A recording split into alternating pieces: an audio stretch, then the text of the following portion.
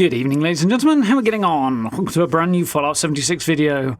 So it is update day. Milepost Zero is on its way. The servers are currently down while the update is being deployed on the back end. So while we're here, let's jump in and take a look at the patch notes, as there is quite a lot in this update, some of which will be a little bit on down the line before it fully hits the game, but we've got a fair bit to go through, so let's crack on. Okay, so Milepost Zero release notes. We have a very, very poor overloaded Brahmin here at the top. So, update highlights, legendary crafting, best builds, vendor history log, ooh, that's interesting, and start your own caravan, which will be coming on down the line. So, first thing on here is patch version and size. So, the long and the short of this is that it's huge. The reason for that is they're actually reducing the install size, the amount of space that the game takes up on the hard drive, because as you can imagine after all this time, lots of updates, plus the base game obviously, have resulted in a rather bloated installation size. So the goal with this update, or one of the goals, is to reduce that figure, which does require a reinstalling of the whole game. However, you do not need to uninstall the game if you already have it installed. You just need to install the update, and all of the rest of it will be done for you as the update goes through. So it'll basically install the whole new version of the game. Shouldn't change anything beyond the overall size. Well, it's not this part of it, obviously. But yeah, it will take a little bit longer for that. As you're looking at, well, you can see the numbers on here. We're looking at 82 gig on PC and considerably more than that elsewhere. Well, a chunk more than that. But the end result is a final file size. It's supposed to be around about 95 gig for the full install when it's done, as opposed to somewhere in the three figures where it is at the moment. And that's on the large end of middle for a modern game, I think, especially one as expansive as 76 is. So that's actually not that bad. I've certainly played a few recently where I've seen three-figure install sizes. So yeah, definitely an improvement, but it'll take a while depending on your internet speed, obviously. So strap in. Anyway, pushing on. Next thing that is going to be in the update, and this is very, very cool, is legendary crafting. So they are overhauling that whole legendary crafting system. So I guess I'll have to take my video down from earlier this year. Maybe. Actually, that one is still relevant. The old legendary crafting system kind of still works, but it's got this whole new stuff on the top. So, long story short, first things to note is that legendary cores are discontinued, so events that used to drop them will no longer drop legendary cores. They will drop legendary modules instead, because we're still using those. And legendary script is still a thing. So any unused legendary cores, as of this update, will be converted into script at a 1-to-1 conversion ratio. So yeah, that's where those will disappear. In terms of how this legendary crafting works, in short, you can take any legendary gear you don't want, especially if it has an effect that you do want, and scrap it at a workbench, and you will have a chance to learn the legendary effect. You can then go to a tinker's bench, craft that legendary effect, and you then go and attach it to whatever weapon you wish to put the legendary effect on. Back again at your weapons workbench. I'll do a more detailed sort of dive into this in the next little while anyway, so you'll see it in more detail. But yeah, short version, scrap legendary gear you don't want, learn how to craft the legendary effect, craft that legendary effect at a tinker's bench, go back to a weapons bench, and for script, you can attach that legendary effect onto whatever weapon or armor you want. So the crafting of the legendary effect, the legendary item, will require legendary modules, and the attachment requires legendary script. So you will also want to be turning in some of the legendaries you don't want over at the script machines as we did before in order to get the script, which will also allow you to get the modules as well as having the necessary currency to attach the legendary effect to your weapons. So there we go. That's basically an overview of how that works going forward. As I say, I'll do a more detailed overview in the next little while.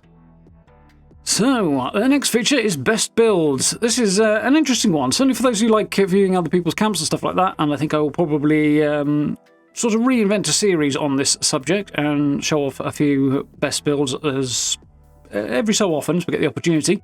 But it gives you the opportunity to show your camps to other people so they can come around, have a look at it, and tell you if they like them, basically. So if you see on the main world map, you'll see a little icon of a camp with a little blue ribbon next to it. That's a best build that you can go and visit. And while you're there, as I say, you can vote to give it a thumbs up if you happen to like the build. If you want to submit your own build, then the simple thing to do is stand in whatever camp it is you want to submit as a best build, open up your map, go to the camps menu in the top left corner, and then the option should be under there to submit as best build. Then you'll get the option to take some photos of it, and then you submit the thing, and it'll go into rotation. Basically, these will change every hour, so every hour you're on a map, different set of best builds will appear, so you've got plenty to check out and sort of bounce around in between doing whatever else it is that you're doing. And again, I'll give you a bit more of a detailed overview of this in the next little while, which should be cool. Looking forward to trying this out, and hopefully it'll form something of the basis of an additional series that we can dive into here and there, which should be good fun. So, vendor history log. This one is an interesting one. Learn about the hottest items at your camp with vendor history log. Accessible from the paper map or your vendor, log shows what items were sold, the price, and who bought it.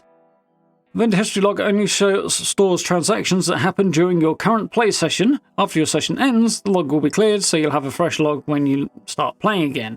So it's a bit like the new tab in your Pip-Boy.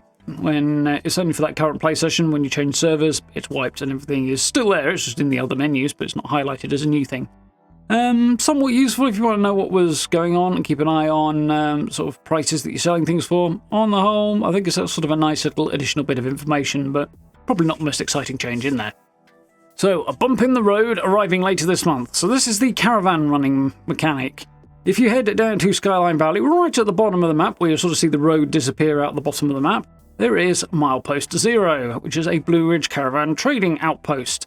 And there you will be able to run your own caravans.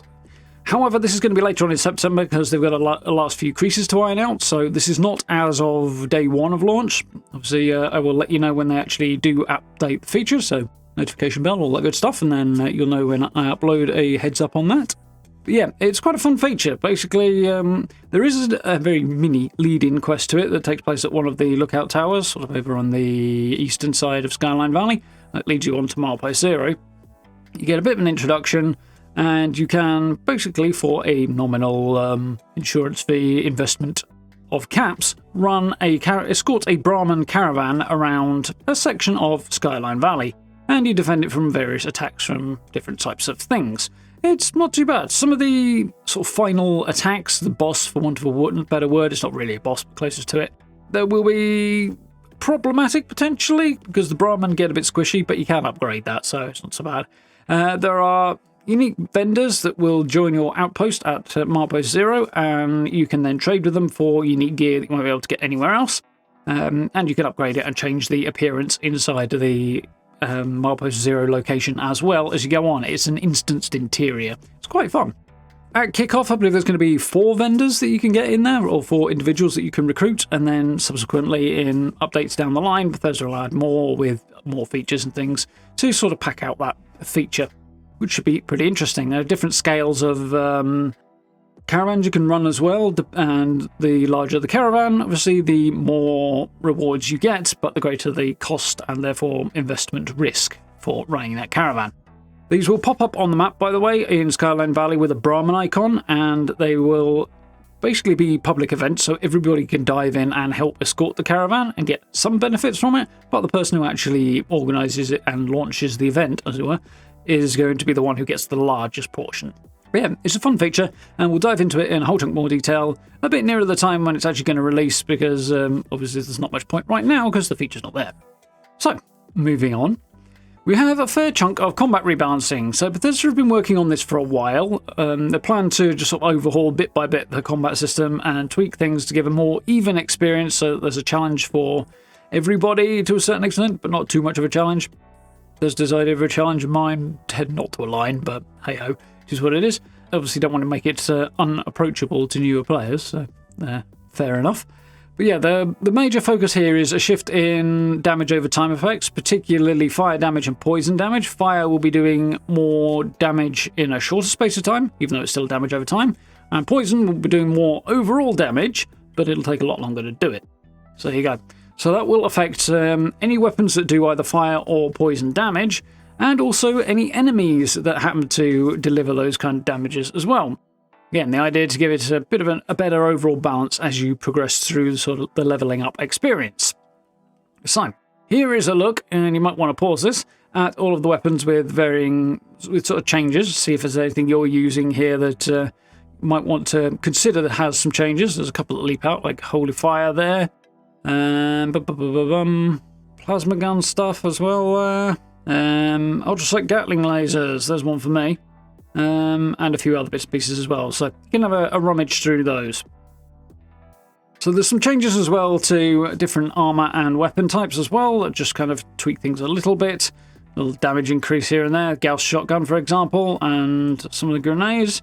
They've reduced the damage over time for the Cremator, so that should ultimately make it a little less overpowered, I think, but there's more details in the bug section down below.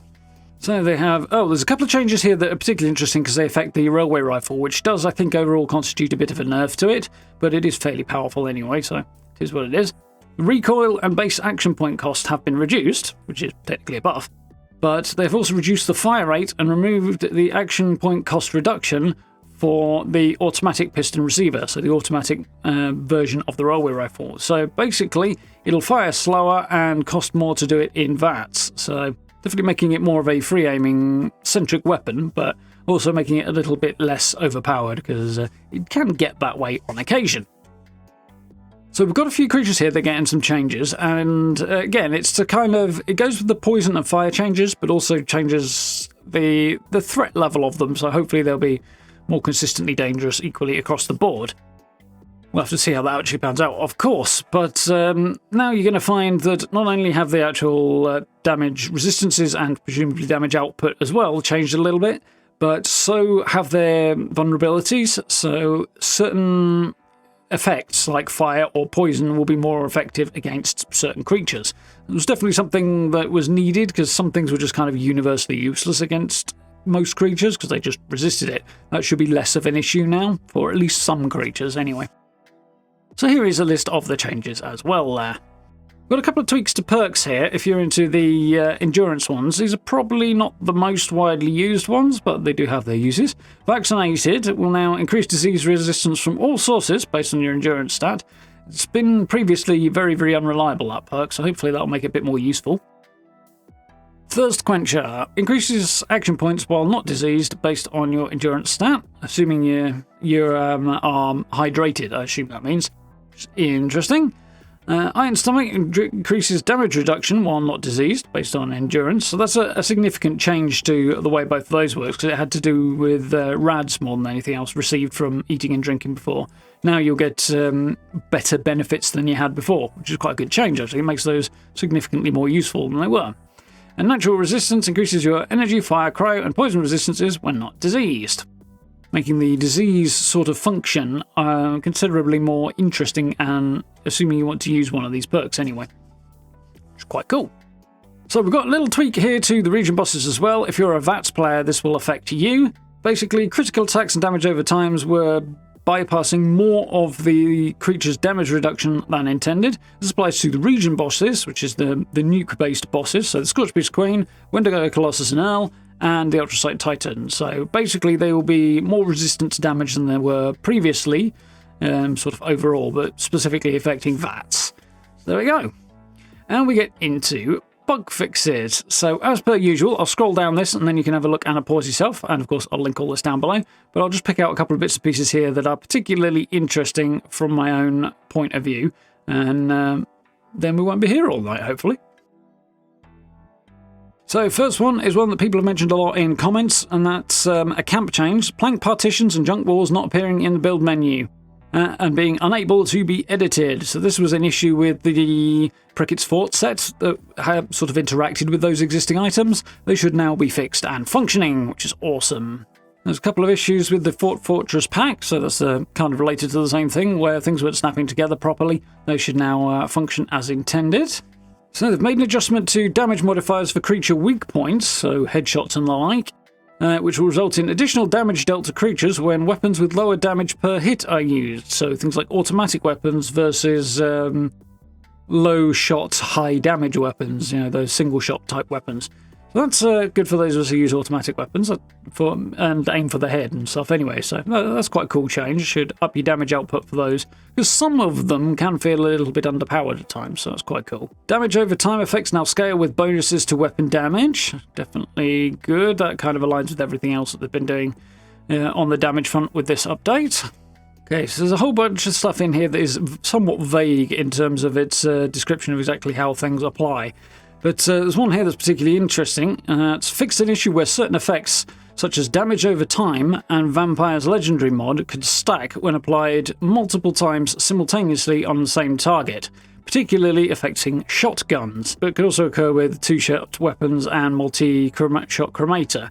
So, yeah, basically it should ultimately reduce the effectiveness of the Vampire's effect, I would think, when using a shotgun, because it was disproportionately powerful from the sound of it. Shotguns effectively fire 8 shots per pull of the trigger, and the game basically calculates them as 8 separate shots, which if you've ever needed to do the critical season challenge, score challenge, then using a shotgun's a really effective way of doing that quickly, because each critical counts for 8 with the shotgun, rather than 8 critical hits rather than just 1. So, yeah, you can speed through that. But the upshot of that means you would be getting, presumably, 8 times the Vampire's Legendary effect's intended tick rate. So that will presumably be coming down as a result of this change, which will probably make a few people unhappy, but should be a little better balanced, hopefully. Fixed an issue that could prevent the poison aura on Strangleheart power armor from affecting nearby enemies. So, yeah, that's been hit and miss, the Strangleheart power armor, as to whether or not it's useful for quite a long period of time, and it should be becoming considerably more useful going forward, which is great, especially given how hard it is to acquire. Adjustments to how damage increases from perks are applied. This will generally result in an increase in damage dealt to targets with higher resistances, especially for damage over time. So, yeah, perk-based damage increases should be slightly greater, which is cool. Fixed an issue with the Grenadier perk that resulted in explosions scaling up to twice the size intended. So, the explosive radius of grenades when you have Grenadier perk on should be somewhat reduced. So, there's an FYI. Probably won't be a life-changing difference, that, but good to know about. So, there's a few more damage adjustment notes here. A particularly interesting one is that effects which increase explosion damage, like Demolition Expert, should now increase the damage dealt by damage over time effects. So there's actually quite a number of buffs here and there, as well as a couple of areas where there are nerfs as well. So on the whole, I think the damage output on balance is actually going to go up as a result of this. Changed how the Explosive Bullets mod interacts with various weapons. Okay. That's very vague, but potentially interesting. Improved chainsaw durability. Those of you who use a chainsaw will find that one fun. Oh, there's an interesting one. Players will now be asked if they want to change servers when logging into a nuked zone. So if your character was in an area that was logged out in an area that was subsequently nuked, it won't just dump you in it, it'll give you the option to avoid that, which is quite fun. Not a massive change, but nice little quality of life tweak. Extended the no camp zone around Meat Week to prevent camps from impacting the event. A few people who tend to camp in that area might find that impactful. Fixed an issue preventing duplicate plan drops from holiday gifts. I'm not sure that's an issue really, but okay. Means more plans will drop from holiday gifts. It does reduce your chance of getting any you don't have, but on the plus side it means more to sell, I suppose, if you've got duplicates. I'm not sure that's a net to gain, really, but still. Gives them a bit more time to add more rewards into the pool, I suppose. Okay, so here's a really cool one that's tucked all the way down here in the quest changes relating to eviction notice. We did get some heads up during the PTS run that they were going to change how eviction notice works, basically dramatically reducing the number of legendary spawns, which, as you can probably imagine, and are probably reacting to right now, did not get the best of responses because it basically killed off the value of the event, its primary value being that it's a great farm for legendaries. What they were, past tense, going to do was change that. However, due to sizable feedback on the topic, they are currently not going to make any changes at all to it while they figure out how they wanted to tweak this thing and try and make public events generally more rewarding. So ultimately, this one is not going to get dialed back in the way that it did seem like it was going to be, and will be business as usual at eviction notice. So there's your FYI, that's quite cool. That's kind of buried in the notes here, but definitely nice to know about. So there's a change to Giuseppe over in the Whitespring Refuge here. He now sells mystery bobblehead boxes for 20 of stamps. You can buy up to 6 per day. Now, the legendary crafting system, for certain legendary mods, you require a bobblehead as a crafting material. So I don't know which ones, incidentally, off the top of my head, but it's a thing, apparently. So being able to buy them from Giuseppe for stamps is actually quite a helpful little addition. They're hard to find and randomised, and they'll still be randomised here, but you've got a more reliable way to roll the dice on it, I suppose, as opposed to not even being able to find a dice to roll. So that's a convenient little thing. And we've got a known issue thing. Team is aware of and are continuing to investigate reports of lag when using the Pip-Boy. We appreciate your patience. If you're experiencing the issue, please contact customer support team so we can collect more information. So via the Bethesda Help website, or possibly, I would guess, via the bug reporting section on the Discord. So, there we go. Some cool stuff in here, some coming a little bit later, and some stuff that I'll dive into in more detail in subsequent videos, but there's quite a lot happening in this update, so definitely worth having a look at. I will link the patch notes down below for you, so if you want to have a look through those bug fixes on your own time, you can, although there's a fair bit of vagary to them, which is not unusual, but still, this is what it is. Yeah, definitely looking forward to getting stuck into a lot of this. Best builds and legendary crafting, we'll see how it goes. I still have one concern with one area, but we'll see.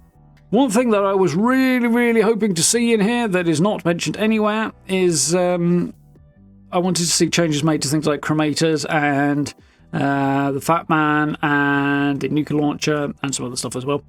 Basically because as it is right now, they flashbang the living daylights out of other players in the area and make public events in particular borderline unbearable. I hardly use Public World at all at the moment because it's just not fun. So the fact that no improvements to that are present in this update is not something I'm very happy about. This is something we desperately need and is missing from this update, and we've not heard a word from Bethesda on making any headway on that. I'm guessing they're working on it behind the scenes to make it less obnoxious, but yeah, the fact that we've got nothing on it is a bit of a disappointing turn of events, I think. I was definitely hoping for something there, so I guess my private world will be getting a lot more use, and public world's getting a lot less use for a while, except for maybe when I jump in to go and hunt down some camps. Otherwise, I think most of this is pretty good stuff. On the whole, most of the weapons changes do seem to be, the combat balance changes rather, do seem to skew in favour of doing more damage.